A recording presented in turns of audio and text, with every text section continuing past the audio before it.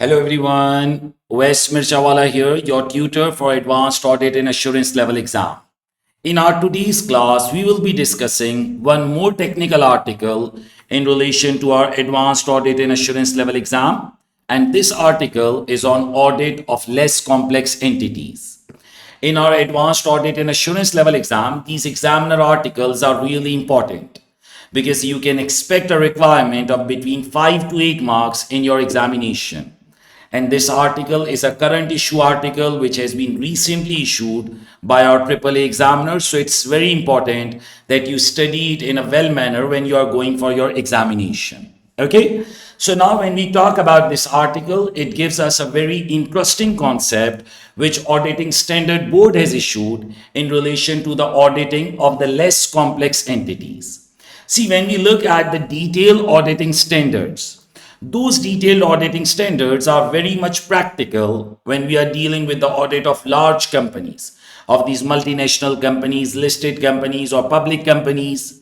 All the auditing standards, the series of ISA 300, ISA 700, planning, reports, matters to consider, procedure, all of those things are very much practical when we are dealing with the audit of large companies. But when we talk about less complex entities, smaller companies or companies which have a very easier business, not very much complex businesses. So applying all of the detailed auditing standards on them becomes very much difficult and impractical for the auditor. So Auditing Standard Board has issued this guideline which auditors can use when they are auditing these less complex entities. And our examiner has issued the article in relation to it, that what this auditing standard is dealing with, what are the benefits of it, and how the auditor has to deal with it. See, basically, in these technical articles, the examiner will not teach you the entire standard, nor the audit of less complex entities is part of our course. But as part of keeping the students up to date with a lot of auditing knowledge, the examiner issues these articles for the students. And yes, these articles are relevant for your examination because in your syllabus guide, these current issues, these current trending matters are part of the course. So, in this article, the examiner is briefing to the students that, okay, what are the less complex entities? What are the auditing standards in relation to less complex entities tell, and what are the benefits in relation to it?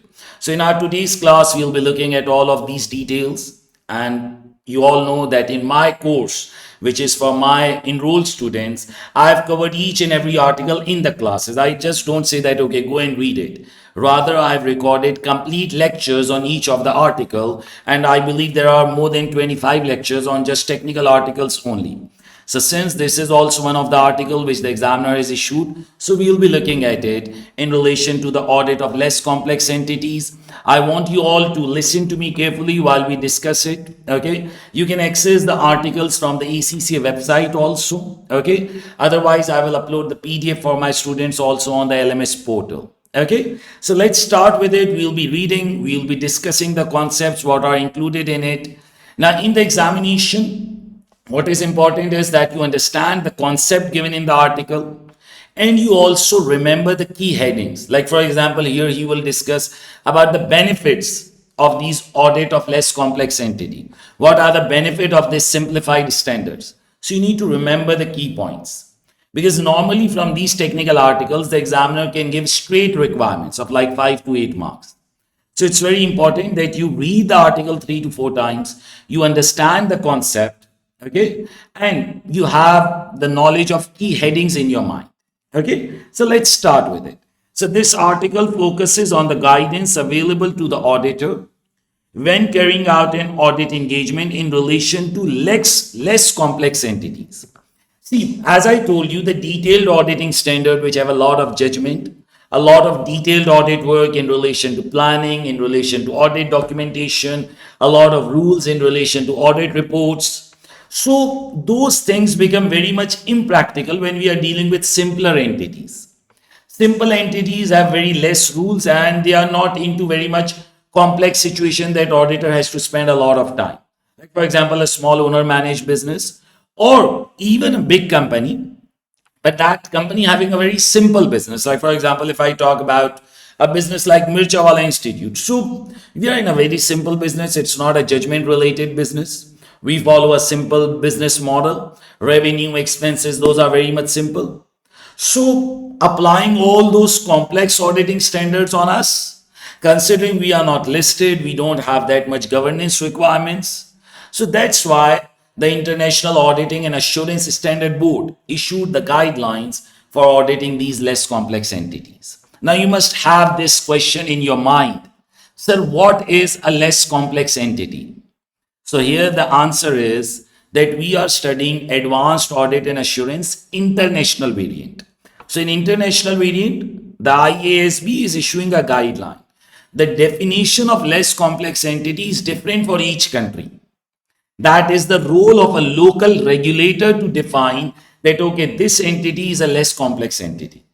Auditing Standard Board will never give the definition. However, Auditing Standard Board gives the definition that those entities which are listed entities, which are public entities, which are in any form relating to public interest businesses, they can't be less complex entities. So as we go forward in the article, you will understand the things in a much better manner. Obviously, your patience and concentration is very important. So following an extensive consultation process, the IAASB has issued the ISA for less complex entity, a standalone auditing standard which contains all the necessary requirement to allow the auditor to obtain reasonable assurance on the financial statement of an LCE. LCE, a less complex entity. So a separate standard is made while we are doing the audit of these less complex entities. Why was this need? See, if you are applying those detailed standards on these less complex entities, it is about wasting the resources, like making those detailed documentation when it's not required, taking those detailed judgment when it's not required. For example, a company is a private limited company, a very simple nature of business, like simple buying, selling, simple trading entity, no judgment related thing. So applying those detailed technical standards would just be taking the extra time of the auditor and wasting the resources. So the purpose and the objective of the ISA for LCE was proportionate and tailored. Proportionate means spend the resources, spend the time according to the risk. The auditing should be tailored to their need, not just imposing those heavy duty standards. So the IAASB, the International Auditing and Assurance Standard Board, stated that the ISA for LCE was developed to provide a global solution to the concern about the length, complexity, and understandability of the ISAs and their application to the audits of LCE. Some of the main objectives of the standard are discussed below. See, as I told you at the very start, these examiner articles, it's like 4-page article. It is not teaching you that how you have to audit a less complex entity. It is just updating you that, okay, there is this thing about auditing of less complex entity, why this standard was created, what is the purpose, what are the benefits, what are the challenges. So these articles are introduced in your course so that you have an awareness that, okay, these are the key concepts relating to the Advanced Audit and Assurance level exam. So proportionate and tailored, this is the purpose of these auditing standard for less complex entity. While it is based on the principle and objectives set out in the main ISAs, the aim of the ISA for LCE is to provide a standard which is proportionate, adjusted according to the risk, according to the resources which we should be spending, and tailored to the audit of small and less complex businesses. The IAASB has stated that the ISA for less complex entity has been designed to ensure that the audit procedures to be carried out are appropriate for the size and complexity of the entity. The standard provides practical guidance to demonstrate how the procedures can be applied. See, what you need to understand is that why this standard was made. So that those heavy duty, those detailed auditing standards, which have a lot of judgment, a lot of auditing work which has to be done in them, That all is not imposed on less complex entities, because less complex entities do not have that much level of risk. They have simpler businesses. They are small in size. See, every entity which require an audit, it's not necessary that that company is like Apple, or it's like, or like Walmart, or like some global bank or some global company. It's not necessary. Okay, it's a small company and it has a very clear and a very simple business. So why to waste a lot of resources? So it has to be proportionate according to the risk, according to the nature of the business. The auditing standard tailored the need of the procedures.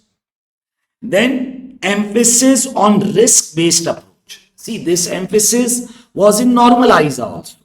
Normal auditing standards also require that audit should be risk-based, because logically auditor cannot check everything. Logically, the auditor cannot check everything. Now, when auditor cannot check everything, so auditor always go for the high risk areas. So the ISA for LCE continues to emphasize a risk-based approach. This ensures that an auditor working on smaller entities is still able to focus on the areas most at the risk of material misstatement. Auditors are required to use professional judgment when applying relevant procedures. The focus on key areas allow more targeted procedures and should also result in being less burdensome with lack extensive resource spending of the resources. Just look at the normal auditing standard. Just go back. Think about our audit planning chapter. We used to list down all the risk of material misstatement in audit planning. Then what we used to do? We used to rank it. High risk, then a lower risk, then a lower risk, then a lower risk. We used to take our judgment. So in the normal audit also, we used to spend more time on high risk areas. So similarly, when you are doing audit of these less complex entities, the first thing is it is proportionate and tailored. Okay, the small size, a smaller audit. Emphasis on high risk areas so that we don't spend excessive resources. We don't spend very much excessive resources on low risk areas. Okay, it do not become a burdened audit. Okay, and similarly, the audit documentation requirements are also reduced. Normally, the auditor has to keep a lot of working papers, audit strategy working paper, audit program. Then for every procedure he has performed, every ethical issue he identified. So while he's doing the audit for less complex entities, automatically the documentation requirement is also reduced due to the extensive requirements which are set out in main ISAs. Another driver for standard was the aim of reducing the administrative burden for LCs while ensuring that sufficient appropriate audit evidence is still obtained on which to provide an opinion. So, see, what are we discussing in our today's class? International Auditing and Assurance Standard Board introduced this audit standard on less complex entities. This examiner article is not teaching us that article. Even the audit of less complex entities is not part of our course outline. Okay, we have dealt with a lot of scenarios. We have looked at it. We do the audit. During the entire course, we have looked at a lot of situations. Now, what this article is aiming is that it is giving you a brief that Auditing and Assurance Standard Board issued this separate standard for less complex entities so that the audit can be proportionate and tailored rather than applying those all big concepts on small entities. Then emphasis is on risk-based approach. The documentation requirements are also reduced. Now, the same question which I referred at the start. When the ISA for LC can be used? Like, what is a less complex entity? So always remember the answer. International Auditing and Assurance Standard Board can never answer this. Like, if I ask you, what is the requirement to get an audit done? Who has to get an audit done? So international standards of auditing don't tell this, because that is a local regulatory requirement. So what is a less complex entity? That will be defined by the local regulators. ISA will not define it. In our Advanced Audit and Assurance International Variant course, ISA will not define it. That is a local regulatory matter to be decided. Like, for example, in Pakistan or in India or in Nepal or in UK or wherever you live, if the regulators say, okay, these are the less complex entities and here the audit will be done as per the eyes of LCE. So then this standard will be applied. But the definition of less complex entity will be defined by local regulator. Decision about the required or permitted use of ISA for less complex entities determined by individual jurisdictions. The ISA for LCE should only be used once it is formally adopted and the scope of its use is confirmed by the relevant regulatory authority or the standard setting authority. The standard does provide specific guidance on which engagements ISA for LCE should not be applied. See, International Auditing and Assurance Standard Board has defined those situations when this standard should not be used, okay, when it is prohibited. But when it can be applied, that is a local regulatory requirement. For example, some countries will say, okay, a balance sheet of $50 million, or some will say $10 million, some will say $5 million, some will say $25 million. So every country will have its own local regulatory requirement because that's a local issue. But ISA, the International Auditing and Standard Board, has defined that, okay, in some situations, this should not be applied. Now, what are those situations? A listed entity should not apply. An entity which has a public interest characteristic, such as a financial institution or an insurance or a bank, they should not apply because they are controlling the people money, the funds of the people. So the standard sets out entities and circumstances under which it can be applied with some clear prohibitions. The ISA for LC cannot be used when it's a listed entity. Even if the local law allows, the ISA say no. This shouldn't be applied for listed entities, for entities which have a public interest, or a group where any of the group company falls into two categories listed above, or where the component auditors are involved. The only exception is here, where the component auditor's involvement is limited to the circumstances in which a physical presence is needed for specific audit for the group, such as attending the inventory count, especially where the involvement of a component auditor is limited to the performance of specific audit procedures. So, either it being a listed entity or an entity which has a public interest, like a bank or an insurance company, or even a company which is part of such group, like a group of companies in which there are 10 companies, and there is some company which is listed or is a public interest entity, then also the entire group won't be allowed to use this. Okay. So basically the audit of less complex entity is for situations when you are not listed or any of your group company is not listed, and when you are not involved in the business of these financial institution. Okay. So if any of these things apply, then in that case, the ISA is specifically prohibited the use of this standard. Then some qualitative characteristic, the nature of the business. See, it's not just the size of the business, it is nature of the business also. Like, for example, my business is very small, like from revenue or asset side, it is small, but it has a complex business, a lot of judgmental business. So in that case, due to the qualitative factor, due to the nature of the business, due to the risk involved in the industry, then also this standard will be restricted. The standard also sets out qualitative characteristics which describe what is deemed to be a less complex entity, on the basis that an entity not displaying these would not be a suitable candidate for ISA for LC to be applied. See, less complex entity is not about your revenue only, not about your assets only, not about the size only. Less complex, easier nature of business. If it is a complex business, like a high risk business, or the organization structure is very much complex, a complex group situation, even though none of them is listed, but a complex group situation, so then also it may get restricted.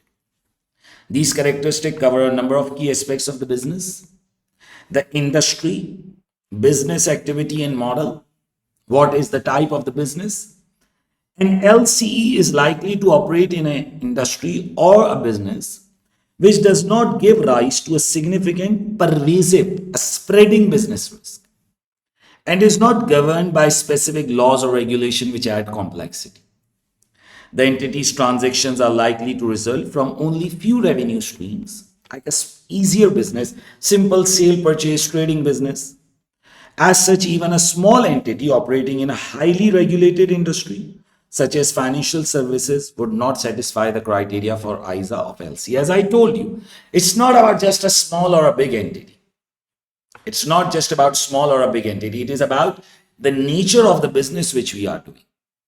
Then the organizational size and structure. The entity's structure should be straightforward with minimal reporting lines, small management team. Therefore, an entity with a large management team or multiple individuals involved in managing different areas is unlikely to meet this requirement.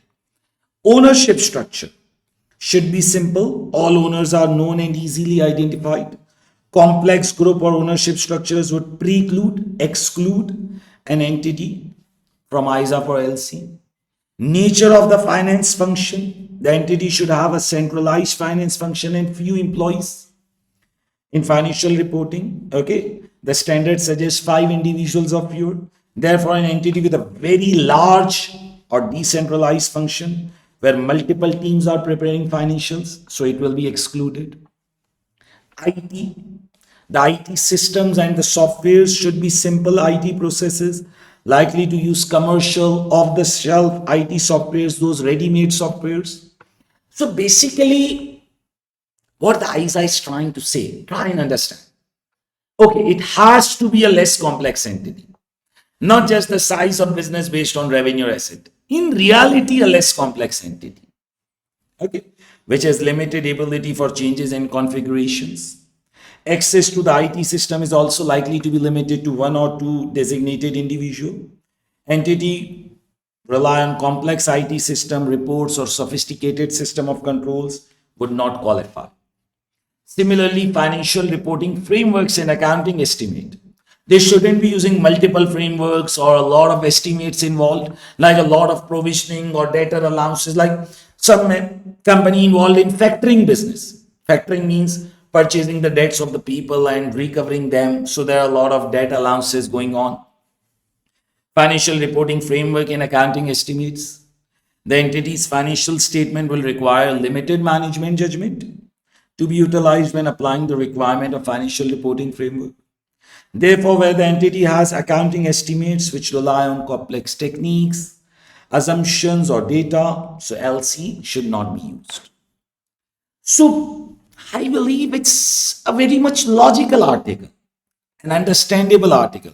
See, the objective of the articles provided by the examiner is never to teach you that standard.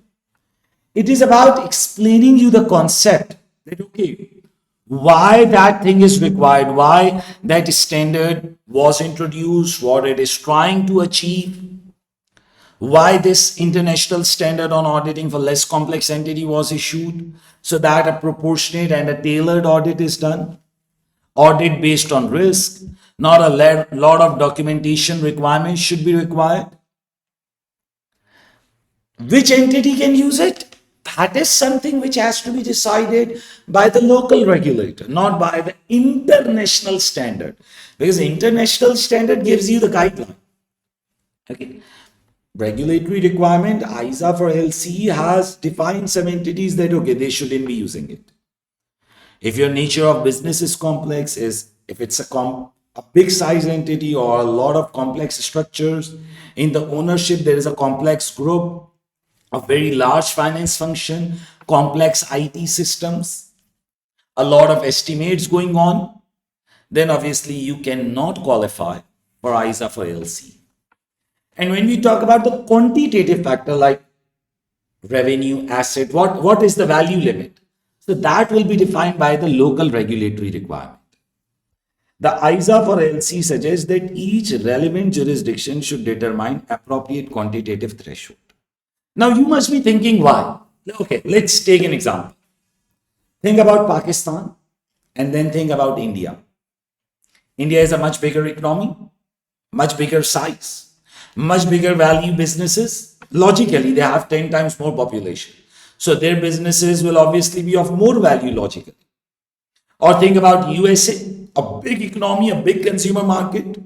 So if I keep a same value threshold of less complex entities in these two countries, so obviously that will be wrong. One is a bigger economy, other is not that much big. Similarly, the overall environment of two countries. Maybe in the West, the environment, the control environment is much better as compared to the South Asian side. So the quantitative threshold will differ for each country.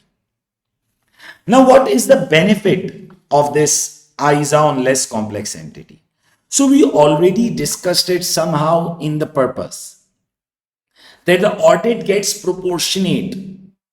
Not a lot of time is spent on the areas or on the companies where it's very simple. The auditor should not be spending a lot of time there. So, simplification of audit and documentation requirement. One of the key benefits of applying the ISA for LCE is the simplification of the audit requirement by ensuring that such audit focus on the most relevant audit requirement. When the business is simple, think logically. When the business is simple, then why are we spending a lot of time? Okay. When some business is very much simple, then why a lot of time and a lot of resources are being spent? If it is a complex entity, then okay, spending greater resources would be justified. But when the business is simple, it is small in size, so the audit should be very much relevant.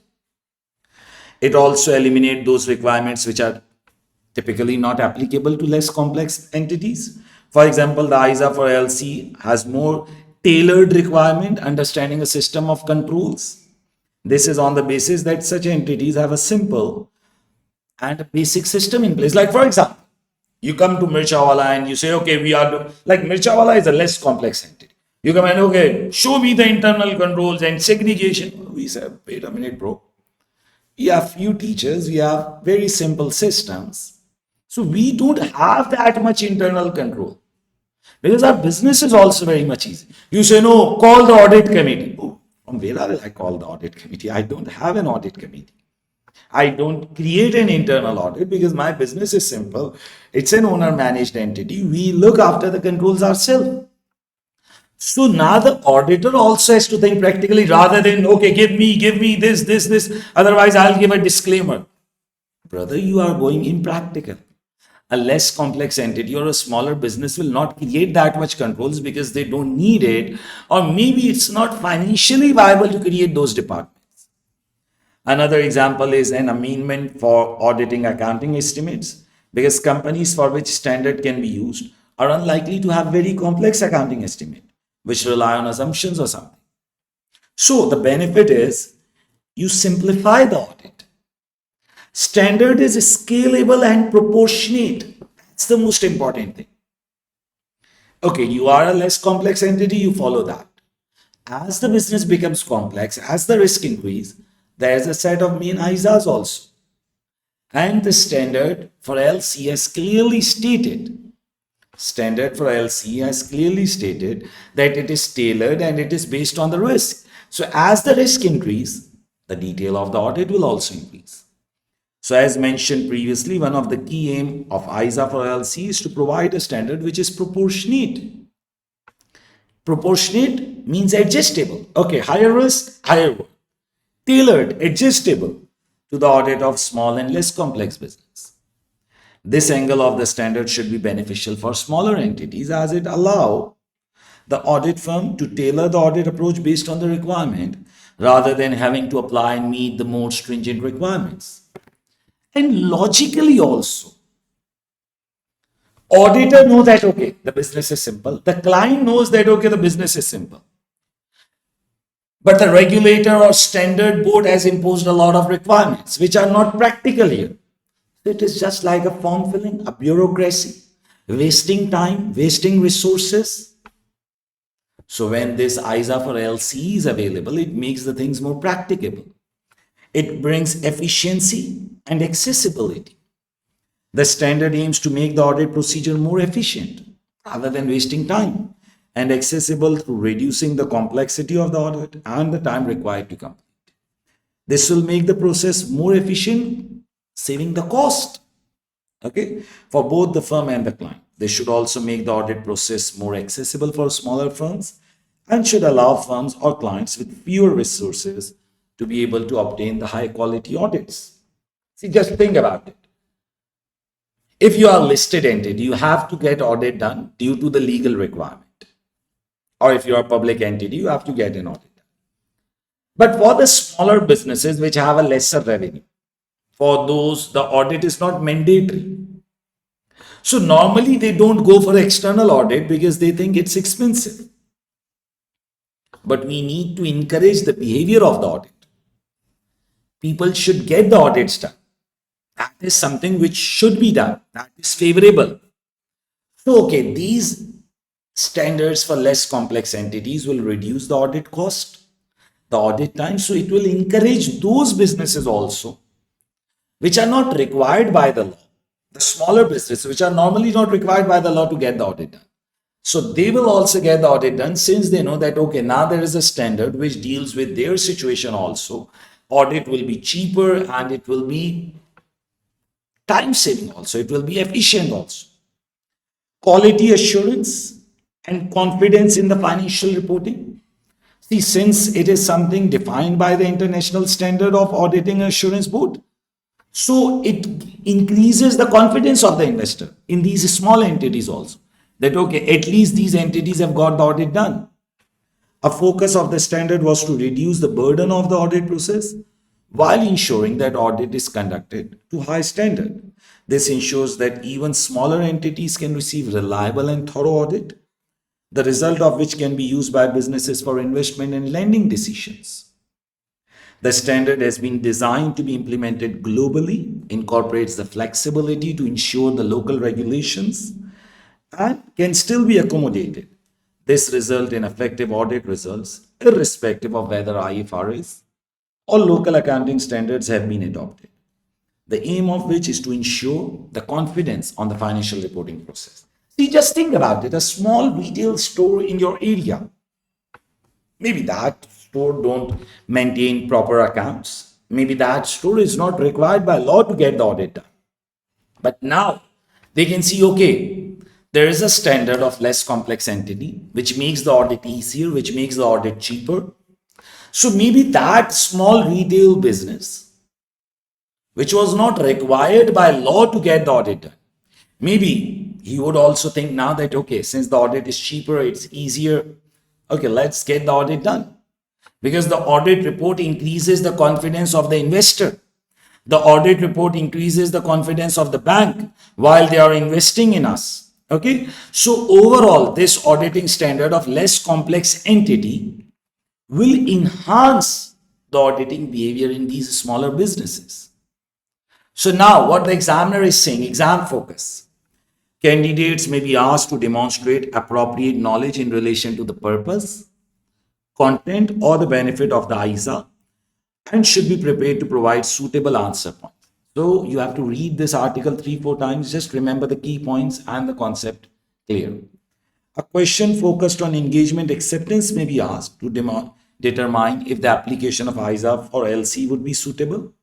Like those prohibitions that for these entities it shouldn't be applied. So the examiner can give you a scenario and ask that, okay, in this situation, whether ISA for LC is applicable or not. So you need to apply these requirements. The industry, organization size, ownership structure. So it's important that you understand these concepts. So you can have a scenario also. A quality management question may ask the candidate to assess and critique whether the standard has been inappropriately applied and impact this may have on the work performed. You all know about the questions of quality where the auditor has performed the audit activity and you highlight that, okay, the auditor has insufficient evidences or he formed wrong opinions. For the purpose of the question, it may be cleared that where an entity will comply with the relevant quantitative threshold. Since quantitative threshold is a local regulatory requirement, so the examiner won't be asking for you this. So the question will clearly state that, okay, audit for LC is applicable. Okay, whether it's applicable from the quantitative perspective, like the value of revenue, asset, or thing. But the qualitative factor, that where the ISA has said that, okay, ISA for LC cannot be applied, so you may be asked to discuss those points. Like these points where you have to look at the ownership structure, IT, nature of finance function, and all. Okay. Then there are guidelines for UK and Ireland exam. Obviously, we are not going for it. We are giving international variant. And it's done. So if you look at this technical article, it is an interesting concept. See, this article is not aimed to teach you that ISA. The aim of this article is to familiarize you that, okay, there is something in the world. There is an international standard on auditing for these less complex entities. Why this standard exists? So that the audit is proportionate and tailored for small entities. The audit gets risk focused and lesser documentation requirement for less complex entities. Quantitative threshold is a local regulatory thing. It's not defined by the International Auditing and Assurance Standard Board. Okay, it's not a matter of IASB. IASB has defined certain situations when it should not be applied, like listed entities or public interest entities or such groups, or the companies which have complex businesses, risky businesses, complex organization structures, complex ownership structures, like this company owning this company owning this, parent, subsidiary, associate, indirect subsidiaries, are a complex ownership structure. A big finance function, bigger than 5 people, complex IT, a lot of accounting estimates, so you cannot apply this. Then what are the benefits? Simplified audit, scalable for smaller entities, go for LC, for bigger entities, go for normal standard. Efficient audit, okay, and smaller entities can also go for the audit, since LCE audits will be cheaper, so it will increase the confidence on the overall financial reporting system. So I believe that this was an easy article. And as you all know that in my course, I have discussed each and every article in detail. A proper section I have created on the discussion of technical articles. Please don't skip these. It holds 5 to 8 marks in your examination. I hope that you guys have understood. And if you have any query, you can always connect with me on my direct WhatsApp number. Obviously, a lot of you guys have my number, but still you can always connect if you want access of all of the technical articles that is part of my enrolled course, technical articles, course lectures, past paper revision session, and each and everything in the detailed manner. Okay, so I hope that this class is beneficial for you guys. And if you have any query, feel free to contact me directly on my WhatsApp number. Okay, thank you everyone.